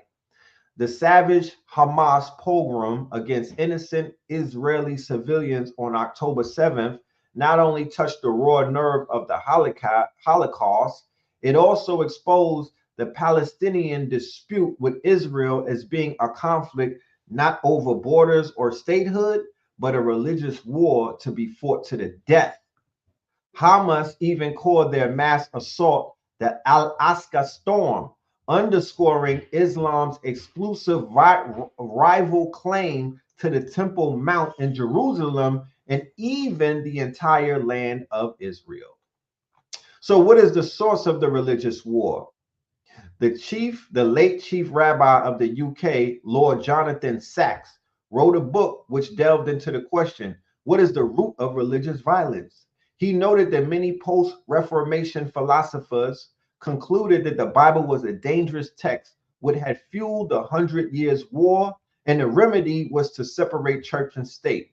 Yet, Sacks cautioned that the text itself is not dangerous, it's how we interpret and apply it that can turn dangerous. He also noted that the Bible does point to sibling rivalry as the root of much violence in the world.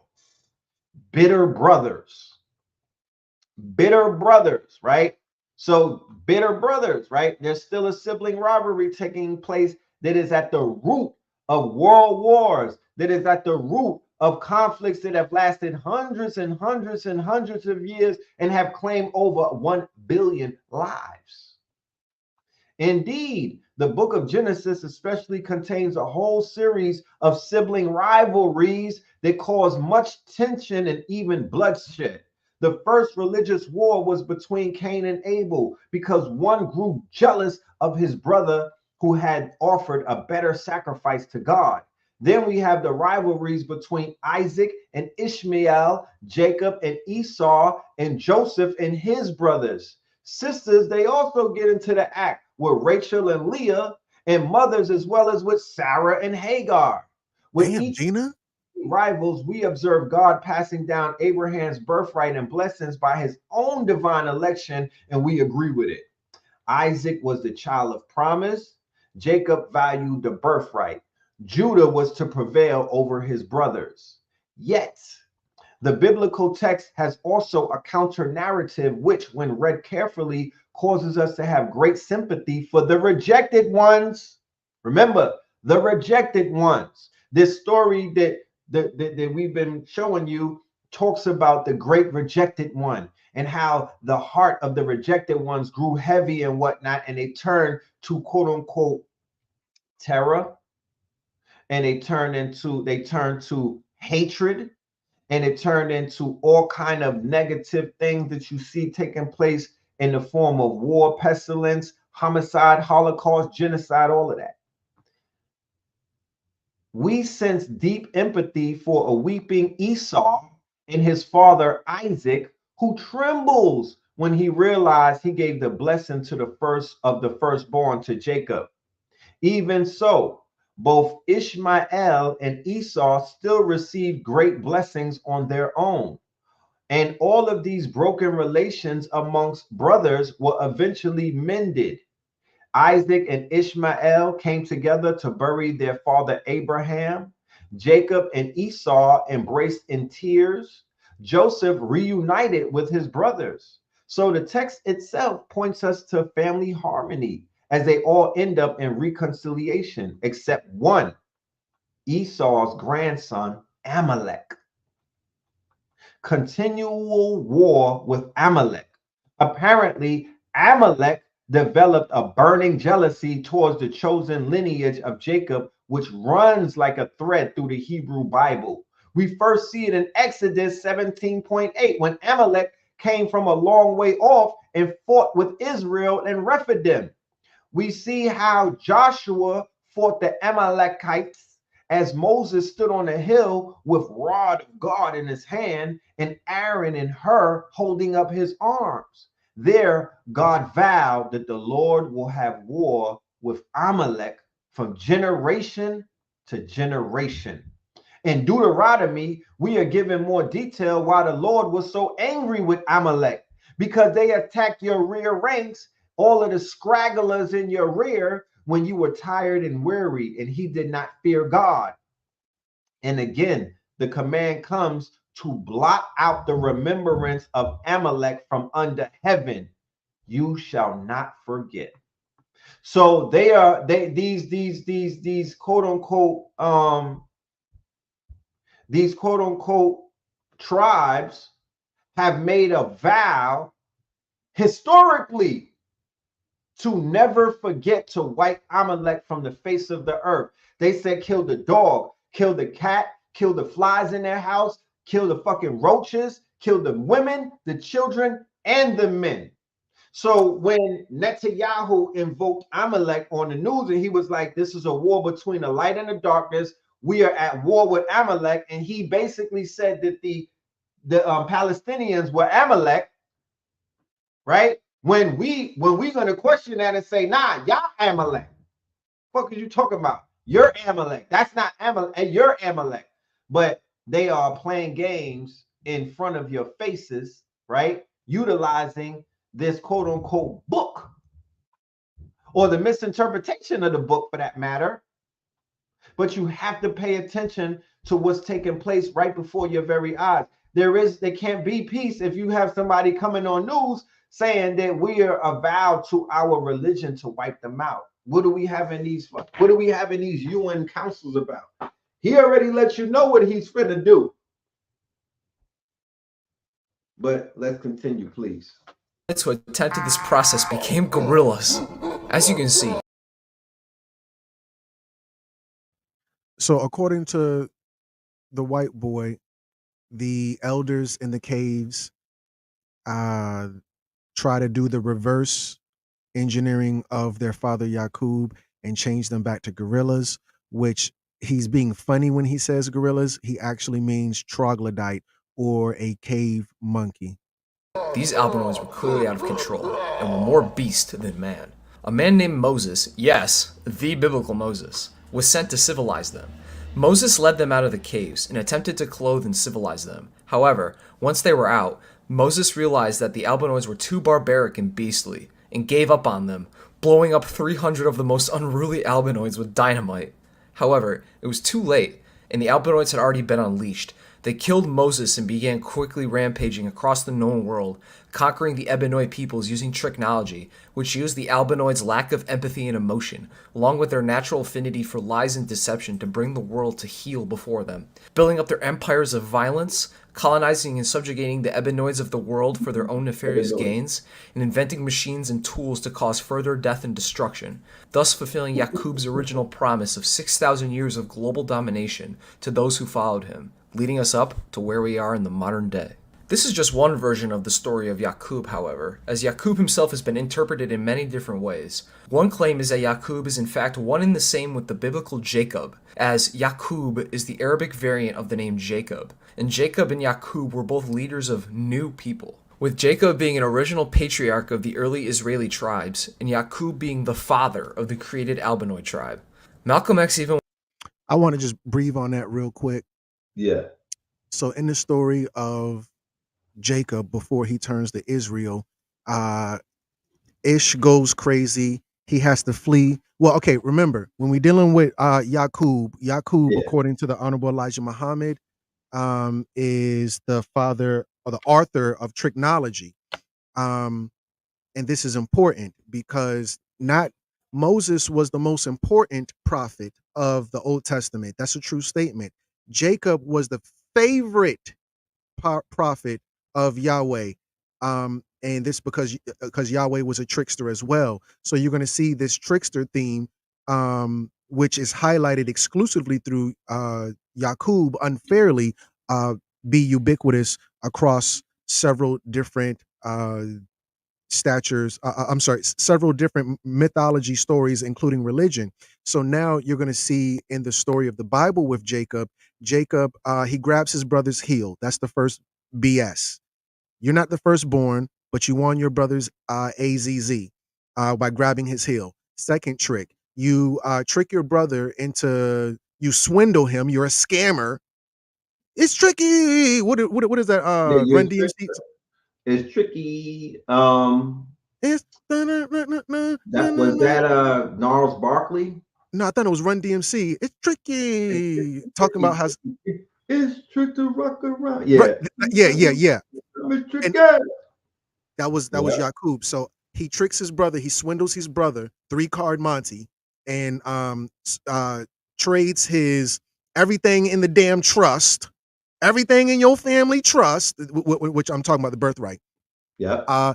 He swindled him. Hey, if you give me everything, if you give me the rights to the trust, I'm a buy your ass a fucking, I'm sorry for cussing, a freaking Nathan's hot dog. I'm gonna buy you some Air Sandal Jordans. Some Jordan 1, some Esau 1s. No, not the Esau 1s. Some Esau Yeezys. Third trick, which is probably the most important. He dresses up like his brother. Now, this is all. Anybody know how much all is? This is all with the help of his mother, and this is very critical to the story. So Esau, right, because the etymology of the word cunning is cunt, respectively. So now Jacob, who his mother saw him swindle his brother because his brother was hungry as a hostage, stomach touching his backbone. Get that boy some food. He been out working all day. The Bible says don't work. I'm sorry? Feed that nerve. Right. So now that remind me of that remind me of Doughboy and Ricky's mom and Boys in the Hood. Right? They showed you one of the sons were favored over the other one. Oh my God! Can we drop so a the favoritism in that, right? Right. Okay. And the favorite got knocked off. Ricky. Right. Right.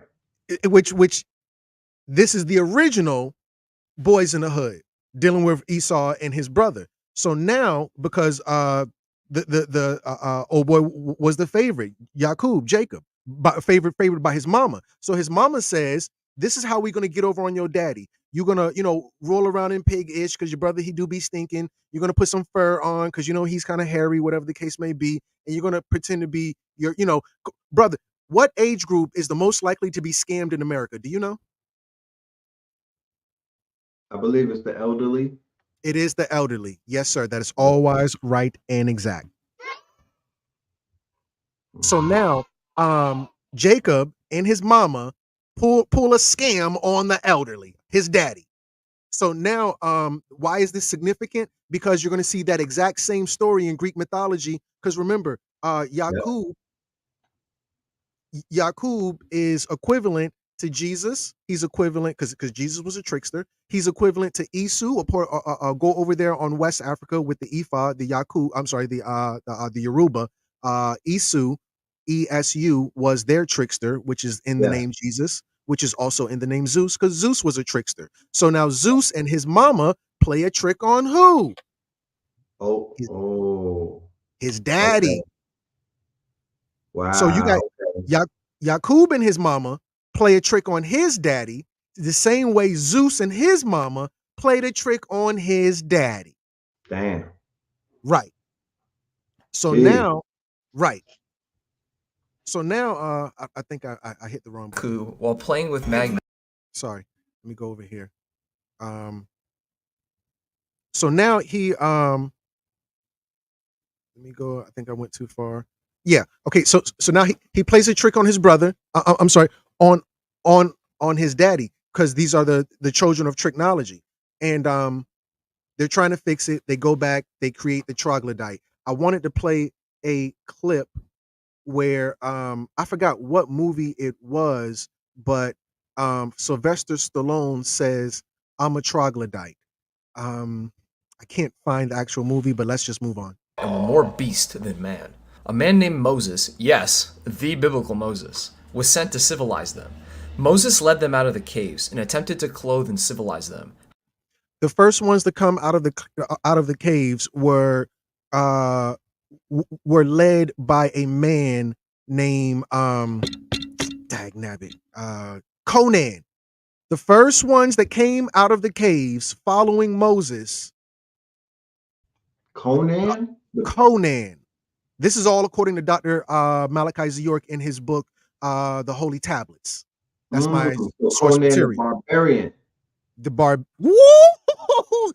I'm preaching to the choir. So Chris Tucker's clown said, I think Arnold said that in Barbarian, and Conan the Barbarian, that he's a barbarian. Or he think that he said in Conan the Barbarian that he's a troglodyte. No, it was one of these recent movies. Okay. I think it was like the most recent version of one of these Rocky fights. Oh, Creed.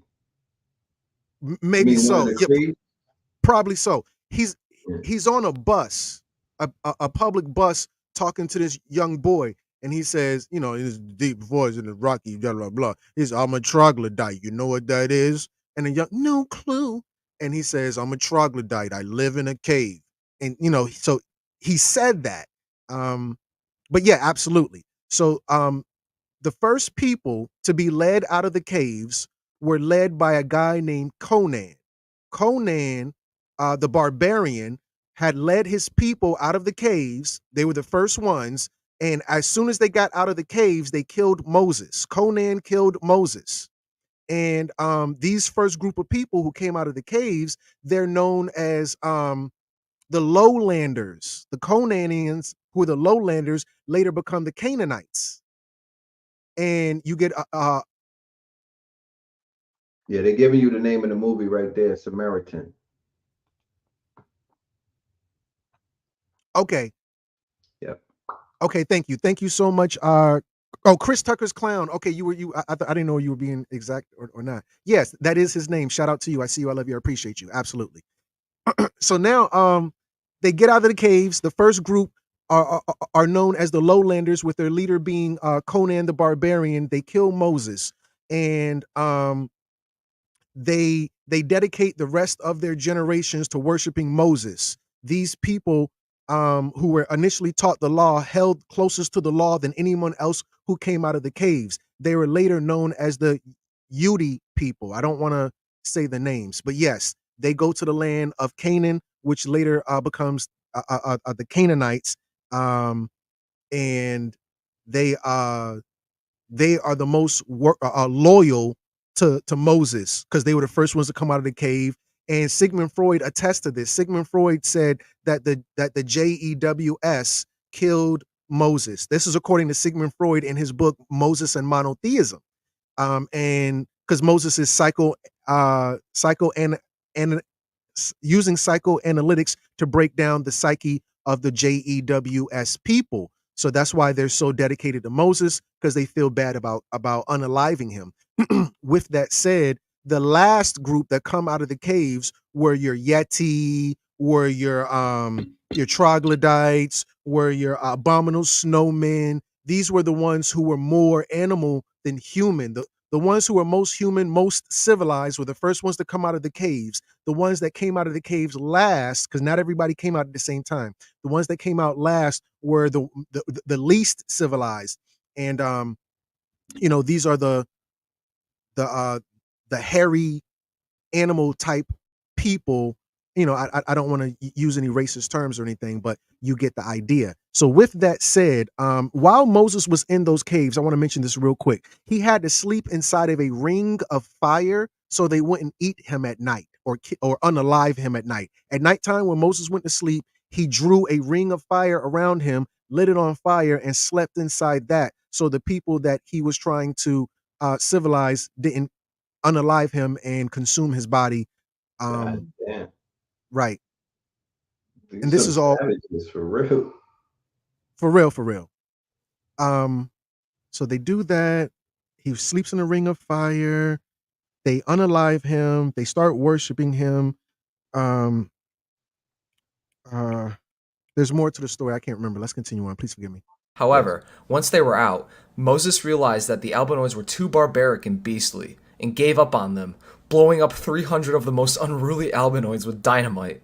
However, it was too late, and the albinoids had already been unleashed. They killed Moses and began quickly rampaging across the known world, conquering the Ebenoid peoples using technology, which used the albinoids' lack of empathy and emotion, along with their natural affinity for lies and deception, to bring the world to heel before them, building up their empires of violence, colonizing and subjugating the Ebenoids of the world for their own nefarious gains, and inventing machines and tools to... Here's the comedy. Chick-fil-A is a part of the program to subjugate you. Was he being funny, juxtaposing Chick-fil-A to Napoleon? I don't know. And Cracker Barrel to Joseph Stalin? I don't know. But hilarious. Yeah, very hilarious. Very. Cause further death and destruction, thus fulfilling Yaqub's original promise of 6,000 years of global domination to those who followed him, leading us up to where we are in the modern day. This is just one version of the story of Yaqub, however, as Yaqub himself has been interpreted in many different ways. One claim is that Yaqub is in fact one and the same with the biblical Jacob, as Yaqub is the tribe to secure original patriarch of the early Israeli tribes, and Yaqub being the father of the created albinoid tribe. Malcolm X... Oh, this is what I want to say. If you go in the Bible and look at Jacob, when Jacob went to his uncle's house, he started a breeding program. In the Bible, when Jacob went to his uncle's house, he started a breeding program. But instead of saying it was sheeple people, they said it was sheep. And the breeding program was based off the color of the sheep. And once his uncle figured out he was stealing sheep, his uncle was like, "I'll kill you." And Jacob even had to, "I'll unalive you," excuse me. And Jacob even had to leave his uncle's house as well. But let's continue on. Yeah, absolutely. Even went farther with this interpretation, reinterpreting the famous story of Jacob wrestling with an angel to Yaqub wrestling with the king of the Ebenoid tribe to secure resources to begin his baby-slaying eugenics trip to Patmos. However, he also goes on to say that the biblical character of John of Patmos is Yaqub as well, saying that John was creating a new race on Patmos like Yaqub, which obfuscates the role of Yaqub even further. And I want to echo those sentiments as well. So the island of Patmos is what inspired the movie, The Island of Dr. Moreau, where we see this guy who is wearing white, looking like fucking Obatala,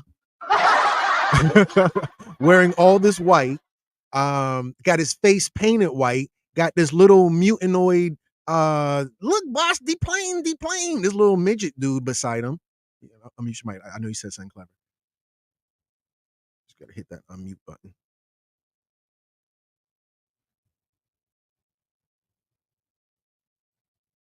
But yeah, I'll read this real quick for those who may not be familiar with The Island of Dr. Moreau. 1996 American sci-fi horror film is the third major film adaptation of the 1896 Island of Dr. Moreau by H.G. Wells. United Nations negotiator Edward Somebody survives a plane crash in the Java Sea and is rescued by a passing boat. Aboard, Dr. Montgomery tends to him, and after telling him the boat has no radio, he promises Douglas, the captain, Douglas means black, will make him make it to Timor. However, when they arrive at Montgomery's destination, referred to as Moreau's Island, he instead advises Douglas to disembark so he can use the radio on the island.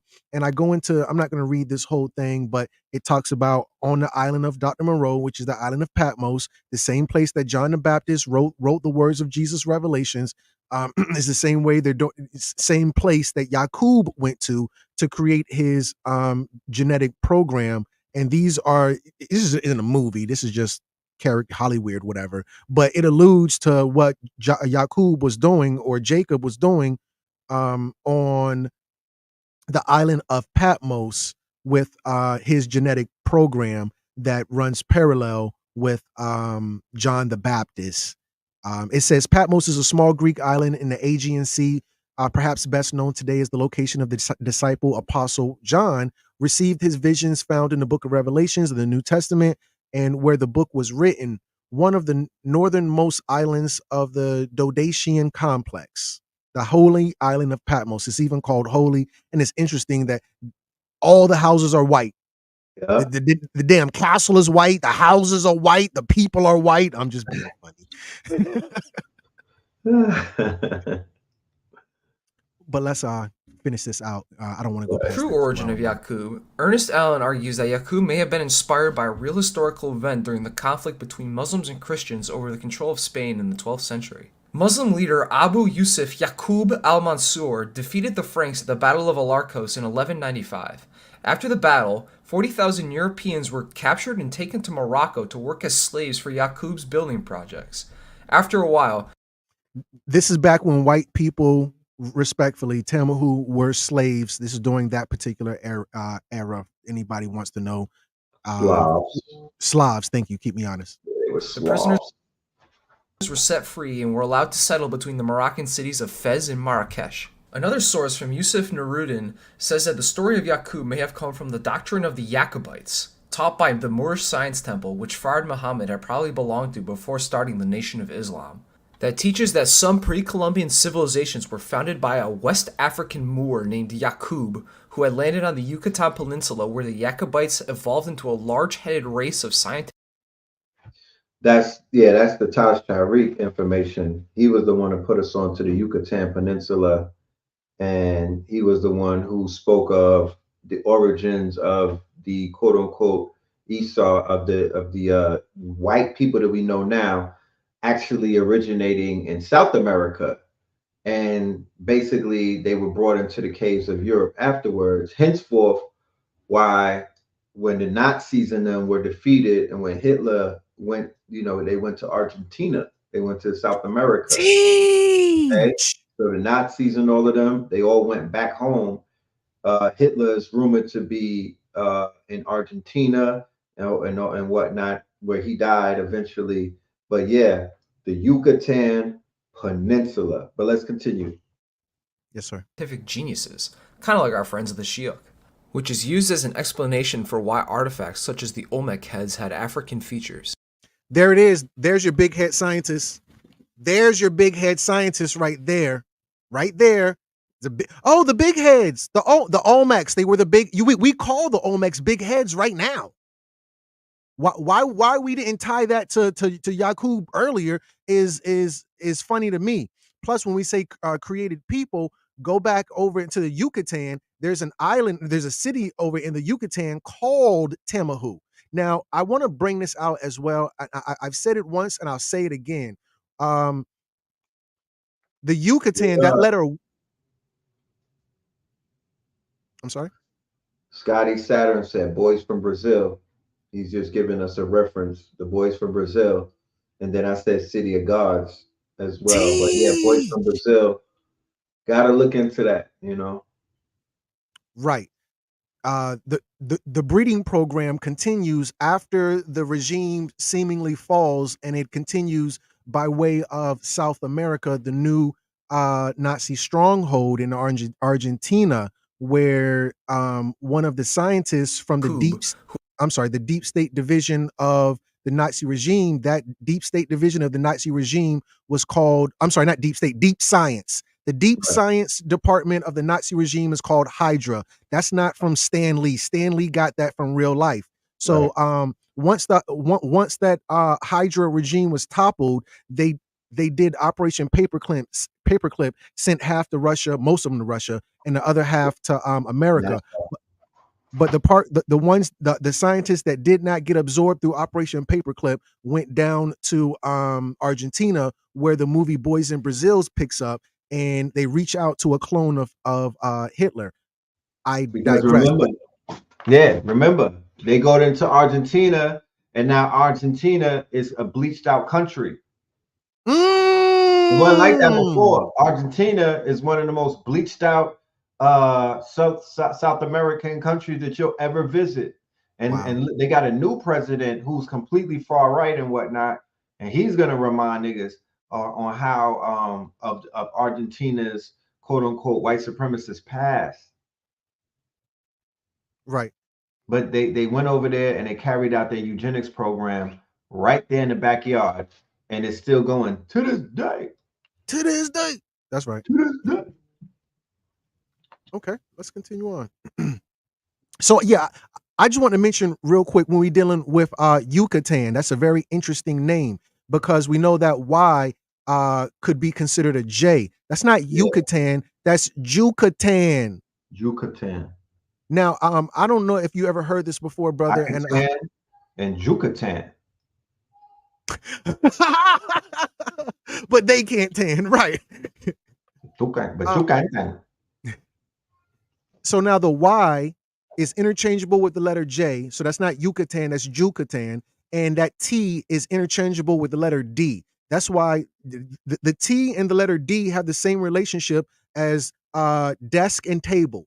T and D has the same relationship as tooth and dental. The letter T and D have the same relationship as going to the store or going to the store. This is in our language. The T and the D are interchangeable. That's why that's why in the Bible, the first man is called Adam. His name is not Adam, A-D-O-M. That's Atom, A-T-O-M. And Eve is evolution. Adam, evolution. That's crazy. Adam and the D and the T are interchangeable. Never forget I told you that first. I could hit a shorty up and be like, I'm coming to give you the tea. You know, you might think that it's going to be some crackers involved. In what I'm coming. Right. I'm gonna give you that tea. But let's go. Let's continue, please. Okay, absolutely. Let's go. Ended on the Yucatan Peninsula, where the Jacobites evolved into a large-headed race of scientific geniuses, kind of like our friends of the Shiok, which is used as Yaqub by Fard and later expanded upon by Elijah Muhammad. The story of Yaqub isn't without its issues, however, even within the Nation of Islam. Malcolm X, as mentioned before, was for a time a proponent and believer in the story of Yaqub. However, following his pilgrimage... Propaganda. So the rest of that is him trying to, clean it all up and make it, we all, Malcolm X loved everybody. No, I'm not playing that part. But Richfield, we're at 350 people. We're almost at a 2-hour mark. I would like you to, tell us who you are, where we can find you at, closing remarks, all of those good things. Yes. Thank you for that. I can be found on Patreon. That's where I coexist right now. Patreon /Red Pillar. I exist behind the paywall because I'm too hot for YouTube. They deplatformed, took away my channel, and right now I am, I'm on my Patreon doing what I got to do on Zoom. More importantly, because of the level of information that we may disseminate, we don't want it to be quote unquote flagged. Businesses, Fortune 500 companies, they do their meetings on Zoom for a reason because it's encrypted and you don't have to deal with too much censorship. So we have that little loophole going for us and we take full advantage of that. Melanin Mondays, Third Eye Thursdays. We have master classes. Our upcoming master classes, I'm going to be doing something called Black Myth Story Month, right? So today we doing white history because all that shit is a lie. But my aim and goal is Black myth, right? Story. So it's time to tell our story, but it's also time to tell our myth. You feel me? Because that's where we are right now. We exist in multi dimensions and whatnot. The Apple Vision Pro is out. Virtual reality is a thing. We're officially in the future. So now it's time to change our story to benefit us. We ain't waiting for somebody to change it for us. We're using the AI tools of Midjourney, DALL-E 3, Runway ML, and everything that they've created for us to basically change the story and the narrative. And we picking those tools up and we're writing our own mythology. So Black Myth Story Month, that's our master classes for the month of February. And if you want to join, just pull up to the Patreon, but you have to be one of the top, you have to be on the top tier in order to be a part of the master class and whatnot. So yes, thank you. You heard it first, family. Right here, patreon.com/Red Pillar. And just to put some respect on his name, family, it's Rich Phil. Let's brand strengthen. Let's recognize the branding. Let's put, stop saying Cassius Clay, Muhammad Ali. Okay, it's Rich Phil. So put some respect on his name. And of course, it's patreon.com/Red Pillar. Those master classes, jumping like Jordan. That's probably not the sound Jordan made, but yeah, you get it. But yeah, with that said, family, I am your humble brother CRUMB, and this has been another installation of CRUMB TV. I want to close out by just saying a couple of things. So first and foremost, let me put some respect on. Oh, the phone is dead. Jeez Louise. My phone is just always be dying. Okay. All right. So with that said, family, you can support by taking the dollar challenge, simply donating $1 to the Cash App #CRUMB TV. Please and thank you. I was going to read off the people who have donated, but my phone did die. Please pardon, excuse me. But I want to use that to segue, family. You can support simply by smashing that like button. It's free. It's easy. It takes a second. It works for the algorithm. It's only one click. Might as well, family. Also tap in. Comment, and a comment that we're looking for from those who are already on the same page and you understand what we're saying. Type in Happy White History Month, not WHITE, WIGHT. I'm gonna go over what that word means, just not today. It's been 2 hours already. We'll do it another day. Unless we were on Patreon, then I could justify the dedicating the time. But family, this is free. I need to get something to drink. Yes, and I am. It's a Ninja Turtle cup. Tastes like life. So comment, family. Happy White History Month in the comments. Last but not least, no matter where you're watching this from, it doesn't matter. Smash that subscribe button. George Bush the button, family. Please and thank you. So with that said, family, I'm your humble brother CRUMB. This has been another installation of CRUMB TV. I will leave you the exact same way I came to you. You are now watching CRUMB TV. Peace. Hey, you are now watching CRUMB TV. CRUMB TV. Hey, we in Chicago, y'all, and y'all watching CRUMB TV. It's your brother, Timbuktu. I say. You are now watching CRUMB TV. You in Chi-Town finest. You're in Inglewood, always up to no good. Man, I'm telling my brother CRUMB. You're watching CRUMB TV. I'm your humble brother, and you are watching CRUMB TV. Reporting live from the Wild Hunters, Southside Chicago. And you now watching CRUMB TV. And you're watching CRUMB TV. CRUMB TV, baby. Hey. CRUMB TV.